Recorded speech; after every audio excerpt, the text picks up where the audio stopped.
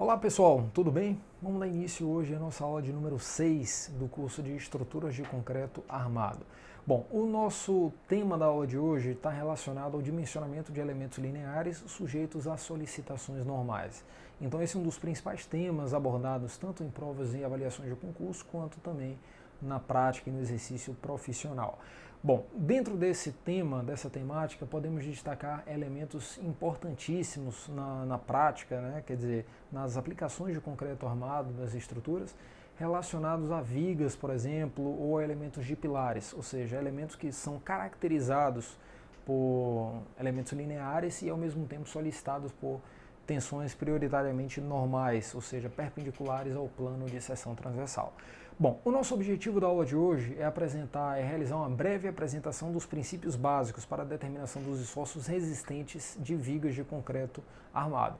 Entendam que toda essa abordagem de hoje também é aplicável, de certa forma, ao dimensionamento de pilares, ou seja, que são elementos também lineares. Bom, o nosso escopo da aula de hoje está separado em basicamente 3 itens. O primeiro, considerações iniciais, contextualizando vocês sobre o nosso conteúdo da aula de hoje.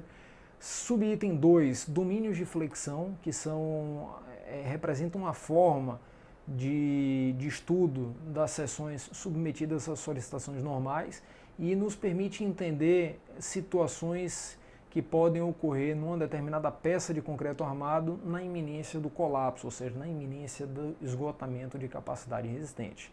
E, por fim, o dimensionamento estrutural, onde a gente apresenta algumas equações analíticas de cálculo para a verificação, por exemplo, de armaduras e de mecanismos de colapso de vigas de concreto armado.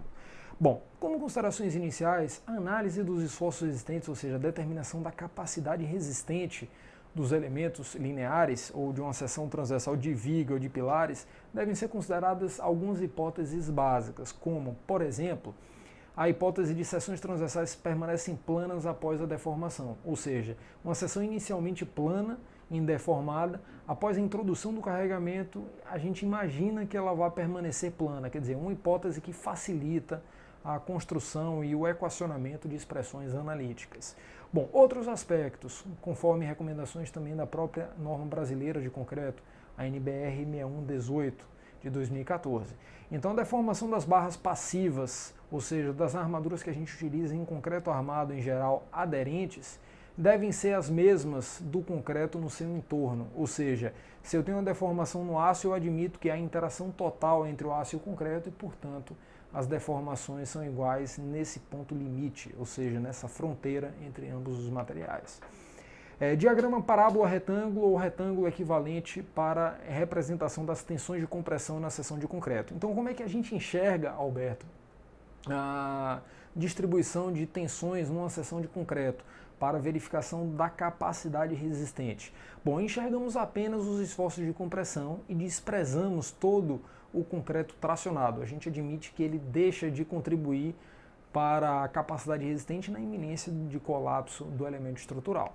Então, o diagrama que eu apresento na figura, nesse slide em questão, ele ilustra bem as nossas idealizações, as nossas premissas básicas para a representação de forças numa seção típica de concreto armado submetida a flexão simples. Bom, então notem que existe aqui no concreto uma região comprimida, que pode ser representada por um diagrama parábola-retângulo, como destacado à esquerda, ou eventualmente um diagrama retangular equivalente, com altura naturalmente reduzida, mas que garante uma proximidade de resultados muito grandes. Ou seja, se eu analisar pelo diagrama da direita ou diagrama da esquerda, naturalmente eu terei resultados muito próximos, e sendo que o nosso diagrama da direita, que é o diagrama retangular, ele apresenta facilidade de expressões, de definição das expressões analíticas. Bom, observem também que, em geral, a gente considera na região tracionada de uma viga submetida à flexão as barras de aço contribuindo como componente tracionada, ou seja, a resultante de tração é toda dada em função das características das armaduras de aço e do modelo constitutivo também adotado para esse tipo de elemento. Então são algumas premissas que a gente estabelece. Bom, outros pontos importantes, as tensões de tração, conforme eu havia mencionado, normais à seção devem ser desprezadas para avaliação no estado limite último. Bom, Alberto, no caso das verificações em serviço, por exemplo, estado limite de serviço, essa premissa também é verdadeira? Não. Em geral, para avaliação em serviço, deslocamentos excessivos, por exemplo, levamos em consideração, de certa forma, as inércias não fissuradas de concreto ou parcialmente fissuradas como um elemento de elevação, de aumento de rigidez da peça. Mas, do ponto de vista do estado limite último, a favor da segurança, costumamos desprezar a contribuição, tendo em vista que o concreto apresenta baixa resistência à tração. Bom, um aspecto importante, o estado limite último é caracterizado aqui na nossa concepção, quer dizer, nas nossas premissas básicas, quando a distribuição de deformações na seção transversal pertencer a um dos domínios definidos pela BNT NBR 6118. O que seriam os domínios? Domínios são algumas situações típicas que a gente pode encontrar em seções transversais de concreto armado na iminência do colapso. Ou seja, se eu tenho tração axial, se eu tenho compressão axial, se eu tenho uma distribuição de tração não uniforme, compressão não uniforme, ou uma flexão produzindo tração e compressão numa seção. Então, a partir desses domínios, eu consigo definir as minhas armaduras e verificar também a capacidade resistente de um dado elemento estrutural.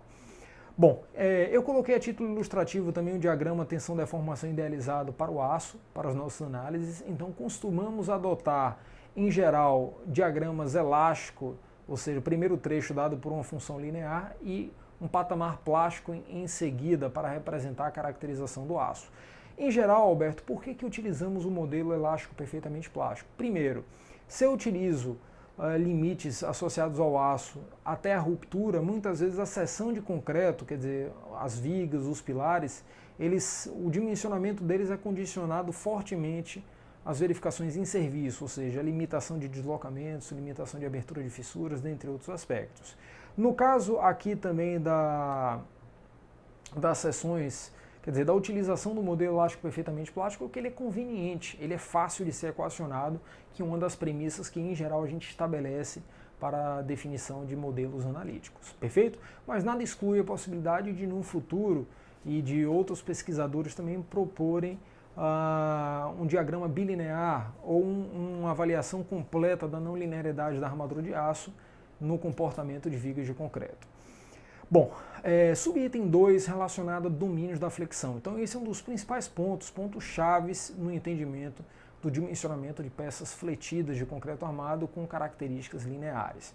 Bom, os domínios de flexão permitem, dentre outros aspectos, a avaliação das deformações na seção transversal de concreto e são amplamente utilizadas na etapa de dimensionamento estrutural. Então, a nossa figura aqui no slide em questão, ele representa exatamente uma caracterização dos domínios de flexão. Então, notem que existe uma peça, um retângulo maior que representa uma seção transversal, uma viga de concreto armado, vista lateralmente, perfeito? Existem alguns limites, algumas fronteiras que são importantes de serem conhecidas e estabelecidas na literatura técnica que se referem à deformação de 3,5 por 1000 associado à zona comprimida de concreto, ou seja, essa é uma situação limite que conduz o concreto ao esmagamento, ou seja, se eu penso em estado limite último, um mecanismo de colapso associado ao esmagamento do concreto, ele tem que ser verificado, tem que ser avaliado e naturalmente está associado a uma deformação específica de 3,5 por 1000. Em relação ao aço, existem 2 patamares também que são importantíssimos dentro dos domínios de deformação, que são 10 por 1000, que seria a deformação limite aceitável no aço, não que ela não consiga se deformar além desses limites, mas que, em geral, esse é um patamar bastante representado na literatura técnica como forma de limitar a deformação do aço e evitar, assim, que a nossa peça não tenha problemas, por exemplo, de deformações plásticas excessivas. Bom, outro patamar de referência, outra fronteira de referência no nosso estudo é a deformação que conduz o aço ao início do escoamento. Então, se a gente estiver falando num aço CA50 com 500 MPa de tensão limite de escoamento e um módulo de elasticidade de 210 GPa, Essa deformação específica tem um valor de cerca de 2,07 por mil, então é outra fronteira importantíssima. Bom, então vamos diretamente aos domínios, a caracterização de cada um deles, após a determinação dessas fronteiras importantes para o nosso cálculo. Bom, o domínio 1, pessoal, é uma característica de peças com tração não uniforme sem compressão. Ou seja, a fronteira que define o domínio 1 é essa reta de cá, que a gente tem no máximo uma deformação na armadura de 10 por mil e uma deformação no concreto até o valor nulo na fibra mais extrema de concreto. Então, caracteriza exatamente uma tração não uniforme sem compressão.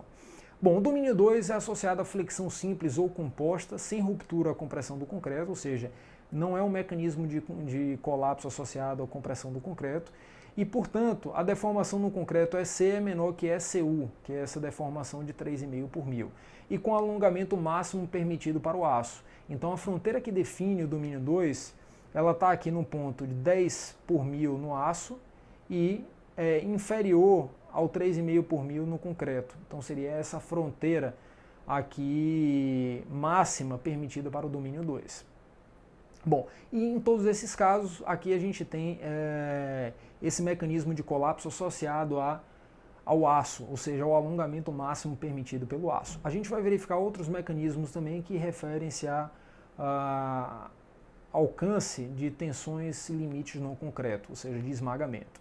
Bom, domínio 3, flexão simples, em seções subarmadas, ou seja, com um aço bem equacionado, ou composta com ruptura à compressão do concreto e com escoamento do aço. Ou seja, a fronteira que define o domínio 3 é exatamente essa fronteira daqui. Ó. É exatamente uma fronteira que tem 3,5 por mil no concreto e a deformação correspondente ao início do escoamento no aço. Então seria essa reta de cá. Perfeito? Bom, o domínio 4, a fronteira dele representa uma compressão não uniforme, partindo do valor nulo de deformação nas armaduras até uma deformação limite no concreto de 3,5 por mil. Então, é como eu mencionei, todos esses mecanismos de colapso referem-se ao esmagamento do concreto.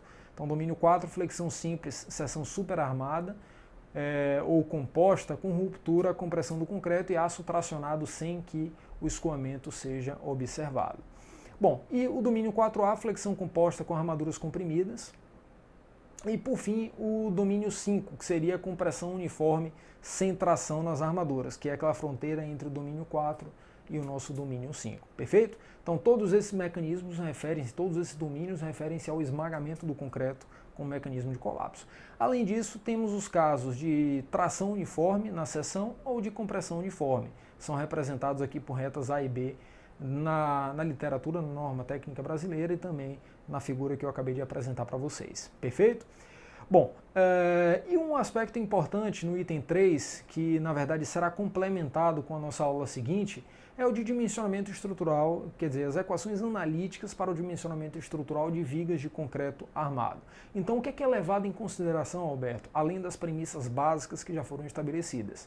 A avaliação dos esforços resistentes e da profundidade da linha neutra pode ser realizada através das condições de equilíbrio, ou seja, eu determino o momento resistente e a profundidade da linha neutra plástica a partir de equilíbrio de seção transversal, algo que a gente já conhece da resistência dos materiais, como somatório de esforços normais igual a zero na seção e somatório de momentos fletores em qualquer ponto da seção transversal, zero também, como condições necessárias ao equilíbrio do elemento estrutural.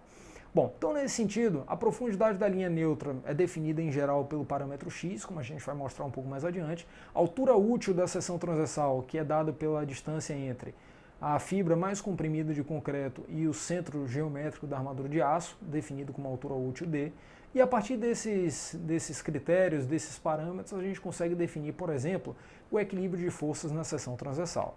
Então observem, por exemplo, a figura que a gente apresenta aqui de concreto armado. Então notem que a gente tem um diagrama de tensões retangular aqui no concreto, representando a zona comprimida, cujas tensões máximas são limitadas a 0,85 FCD, ou seja, 0,85 FCK, que é a resistência característica do concreto, dividido pelo coeficiente de segurança γc. E na região inferior temos uma força na armadura de aço. Ora, como é que eu garanto o equilíbrio de forças, Alberto, nesse caso? Então, equilíbrio de forças a gente tem, no caso do concreto, 0,85 FCD, que é a tensão no concreto, vezes a área, que é dado pela BW, que é a largura da seção transversal representada aqui na nossa figura, e dado pela altura do diagrama de compressão, o diagrama retangular, que é dado por 0,8x, ou seja, 80% da profundidade da linha neutra. Então seria essa a extensão da zona comprimida para um diagrama retangular. Bom, então a gente pode simplificar essa equação como 0,68 FCD vezes BW. Perfeito? Então essa é a força de compressão na seção de concreto na iminência do colapso. Bom, e a força no aço é dada pela tensão na armadura de aço, que a priori a gente não sabe qual é, ela pode ter alcançado o escoamento ou não, e a área de seção transversal das armaduras de aço, que são as áreas dispostas aqui na região inferior. Perfeito? Bom, um outro aspecto também importante é a equação de momentos na seção transversal.